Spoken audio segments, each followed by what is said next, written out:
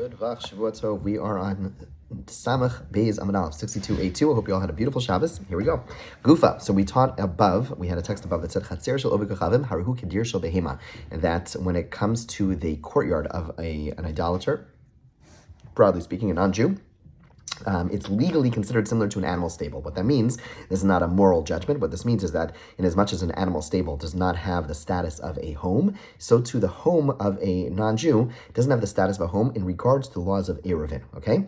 So what does that mean? That if a Jewish visitor were to come into this courtyard, let's say it's a courtyard of all non-Jews, okay? And a Jew were to walk into this courtyard, they would be permitted to bring things in and take things out of the homes that are there, right? In other words, let's keep in mind, there should be, so anytime you have a private space that is a shared space between a bunch of different homes, so we saw that if those homes are Jewish homes, then we need to have an Eruv Chatzeros, we need to have some way of connecting them all so that you'd be allowed to carry in this courtyard. Otherwise, you would come to carry in other public domains, right? That's what we spoke about, the whole notion of Eruv Chatzeros. When it comes to non-Jews, a courtyard owned of all non-Jews, and a Jew were to walk in there, you do not need to make Eruv Chatzeros over there. Okay. In a Chatzer lebatim, this video is moving a little bit slow. Okay. Anyway, minachat lebatim and batim lechatzer. So you're allowed to go from the courtyard to the house, and houses to the courtyard. Then yesham Yisrael echad oser. But if there's one Jew there, then it would be forbidden to carry from the non-Jew's home into the courtyard, and from the courtyard into the non-Jew's home. What's interesting is that the commentators explain the implication of this, and the Farshim explain, this is going to be important in a moment, so listen closely, and that is that there is no restriction to go from the Jew's home to the courtyard, and from the courtyard to the Jew's home. It's only restricted to go from the non-Jew's home to the courtyard, and from the courtyard to the non-Jew's home. Those are the words of Rameir, Belez ben Yaakov Omer, like we saw in the Mishnah, the Jew never restricts a chatzar inhabited by idolaters, until you have two Jews living in that courtyard. We spoke about why that is last class. Amar. Okay, so now we analyze this brayso. The chatzar of an idolater is legally similar to an animal stable. Okay, the implication is that the idolater does not affect the status of the chatzar, right? So, but then we learned in the Mishnah, hadar imovik chavim, the chatzar, a Jew lives with an idolater in the chatzar, harizeh osra lav. Then the Jew's home is forbidden. In other words, the Mishnah told us the opposite, or the Mishnah told us differently. The Mishnah said that when there's a non-Jew living in your courtyard, a Jew and a non-Jew in the courtyard, then the Jew is not allowed to move things from his home into the courtyard and vice versa. Whereas the Braisa's implication was that when there's a non-Jew and a Jew in a courtyard, then you can take things from the non-Jew's home into the courtyard, and from the courtyard into the non-Jew's home, but from the Jew's home, you would be allowed to move things through. So we have a contradiction. Lo kasha, no question, ha de'ise, ha dilese. The difference is, when the idolater is present, the Mishnah is talking about when the idolater is present. There we have an extra restriction that if there is a Jew and a non-Jew in the same courtyard and the non-Jew is present, then the Jew is not allowed to take things out of his courtyard and back into his courtyard and out and back into his home. Hadelese, the Brisa, which said that a Jew is allowed to take things from his home into the courtyard and vice versa, is when the non-Jew is away. Ask the Gemara, Mike. But what's interesting, and this is what the Gemara is going to be bothered by in a second, is that there's no such distinction made when the courtyard, regarding the Jew. In other words, the way we're reconciling these brises is by saying that when it comes to the non-Jew's home, we distinguish between a case where the non-Jew lives there and when the non-Jew does not live there. But when it comes to the Jew, it doesn't matter if he's actually living there or not. When I say living there, like present, meaning we're talking about a Jew's home or non-Jew's home. So the brise and the Mishnah distinguish between a case where a non-Jew is in his home for Shabbos, for Saturday, or when he's not at home. But there's no such distinction made between when a Jew is home or not home. So ask the Gemara, Mike Savar, what does your mayor hold? If he holds that a residence without owners is considered a residence. In other words, when someone's not home, what's the status of that? Do we consider it as if someone is there? Then Then even when the non-Jew is away, it should still be usher, because we're saying that we treat it as if the person's home. And if we say that a residence without owners is not considered a residence, then why do we say that when the Jew is not home, then it's still going to be usher? There should be no distinction. If you hold that a house without owners living there is not considered a residence, then even a Jew who has a house in the Chatzar is away. It should not restrict it. And yet, Rameir says that when it comes to Jew, we don't make that distinction. Whether he's at home for Shabbos or he's away for Shabbos, it's still going to be Asr. Rameir says, really, Rameir holds that a residence without owners present on Shabbos is considered as if no one is there, right? So in other words, if you were to go to like Orlando right now, right? Orlando right now is like empty. It's a ghost town, right? Everyone packed out. Okay, and you go to like Garden Schmiel, whatever, one of these new, places, and no one's there. So he holds that really technically speaking, if there's no one in the house for Shabbos, even though it's owned by people, it's not really considered like it's a residence at all. So if you're the only person in that place, really technically, you should not need to do Erev Chatzeros because no one else is there for Shabbos. However, the problem is like this. Let's say you're in Garden Shmuel, okay, whatever, Garden Shmuel, and it's a place where Jews normally live. So if you're going to say in a situation where if you're going to set it up in a situation where no one's home for Shabbos, you don't need to have an Erev. It's going to get confusing because the whole institution of the Erev is when we have Jews living together in a courtyard, you need to have Erev Chatzeros. So when your neighbor, the Jew, would be present, it would restrict the Chatzer because the original institution of Erev, when he's not there, we make a decree. Okay. However, when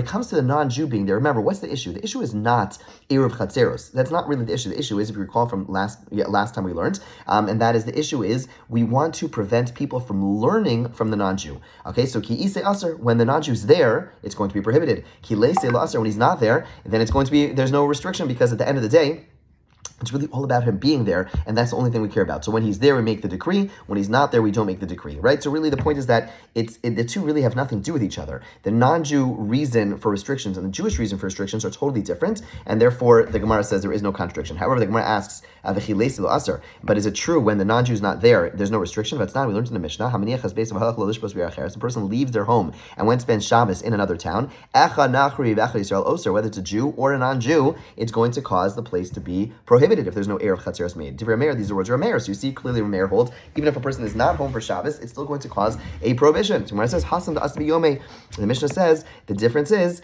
that the Mishnah's case where it says when a person leaves for Shabbos, it's going to be prohibited is when the person is close enough that they could come back on Shabbos. So the person is in the next town over and they leave for Shabbos, we say it's still Asr. It says if they are there. But if they are across the country, across the world, they lent it overseas, then there is no issue. Okay, I'm Rabbi Yehuda Shmuel, Halacha Rabbi Eliezer ben Yaakov. Okay, Rabbi Yehuda says the halacha follows Rabbi Eliezer ben Yaakov. Rabbi Huna Amar Minag Rabbi Eliezer ben Yaakov. What it means the minag means that we don't paskin this way publicly, but if someone comes to you and says, could I do like Rabbi Eliezer ben Yaakov? We say yes, it's fine.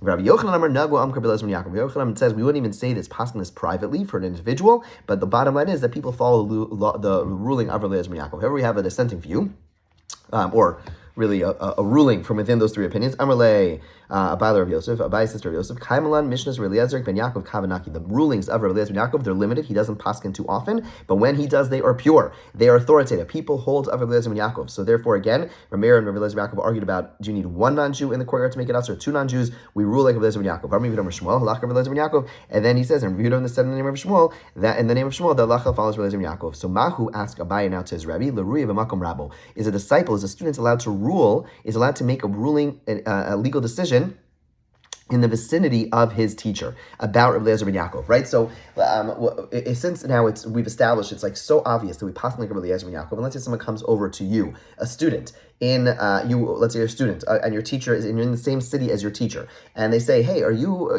I live in a courtyard, there's two non-Jews, there's one non-Jew there, am I allowed to carry, am I allowed to carry, and you say, oh, we possibly like Rabbi Eliezer ben Yaakov, are you allowed to do that, or is it Asr? What's this mean? What this is referring to is the fact that there is a prohibition, out of deference to your teacher, to not rule in the vicinity of your teacher. Okay, we're talking about, as opposed to say a Rav Muvhak, like a really your main teacher, your real teacher, and it is prohibited to paskin, to rule in his setting. Okay, it doesn't come up so often. Even still, when it's not like a student and a teacher, oftentimes people fine. That's the halacha. Amrle. So Rav Yosef answers. He says that even a trivial question like an egg with kutach. Kutach is a dip which is made with milk. By me name Rav Chisda Kol Shnei Rav Huna. I asked Rav Chisda during the lifetime of Rav Huna. So Rav Yosef now records. He said, I asked Rav Chisda the following question while his Rebbe Rav Huna lived. V'lo orei, Rav Chisda did not rule. Now, what's this question of an egg with kutach? So Rashi explains it's referring to literally an egg of a chicken, and the question is, are you allowed to eat an egg with milk? And of course, what do we know? Are you allowed to eat egg with milk? Of course you can. You can make a cheese omelet, right? So no problem. That's the way Rashi learns it. And still, because his Rebbe was around, Rav Chisda did not answer that question. Now, Tosas disagrees. Tosas says no.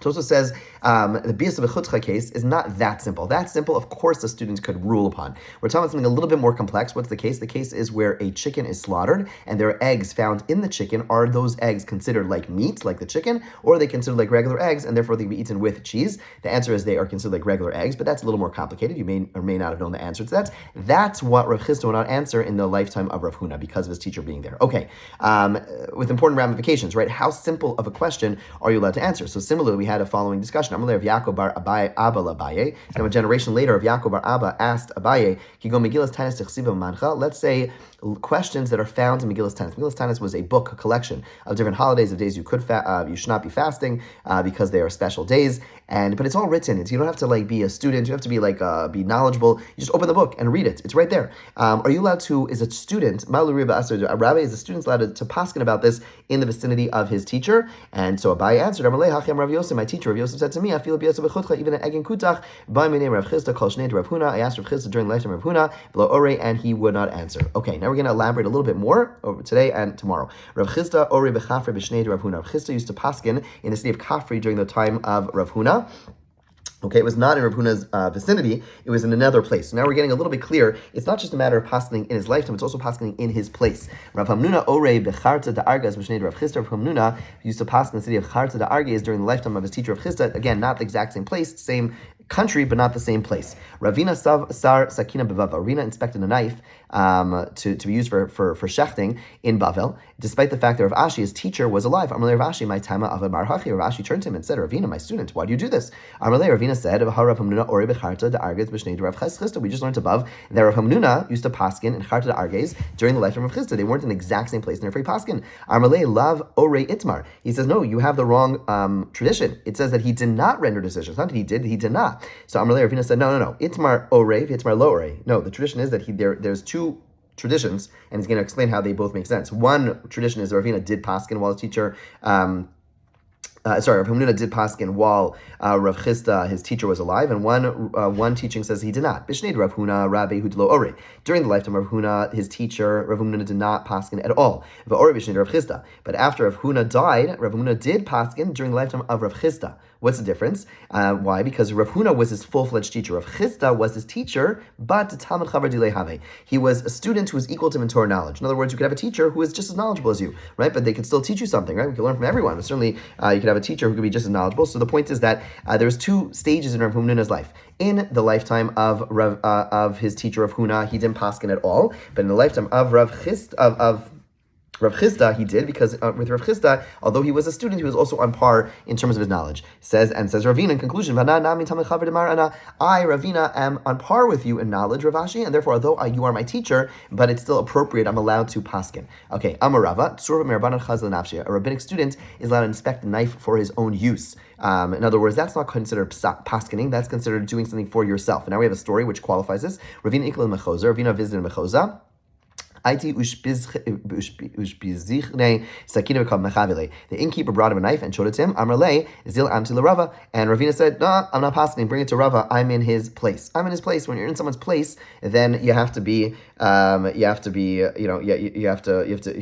deferential." Amrle had Rava. Don't you agree with the ruling with Rava said that a student is allowed to inspect a knife for his own use? You're eating meat at my inn, so it's for your use. Amrle says, "No, I'm not mizman zvina. I'm buying the meat from you." So if I was just shechting an animal, slaughtering an animal for my own use, then that's me doing it for myself. But over here, I'm telling you if the knife is good, then you're going to slaughter the animal, then I'm going to buy it off you. So you can't say it's for me, really it's for you, and that's something I wouldn't feel comfortable doing in your space. Okay, so we're going to elaborate a little bit more on this, but again, the bottom line is that when we are, the bottom line is that a student in the space of his teacher should not paskin, even in a very general sense, like no matter how close they are. There is a more of a, there's also an idea that a person doesn't paskin in general in someone else's place, even like another rabbi wouldn't paskin in another person's place, but over here, our focus over here is, and that plays a role, maybe you're like in someone else's shul, and you're a rabbi, you won't paskin in someone else's shul, but over here, the focus is a rabbinic student is not paskining in someone else's space, but you also see a very interesting thing about what is considered paskining, right? Looking at a knife, considered paskining.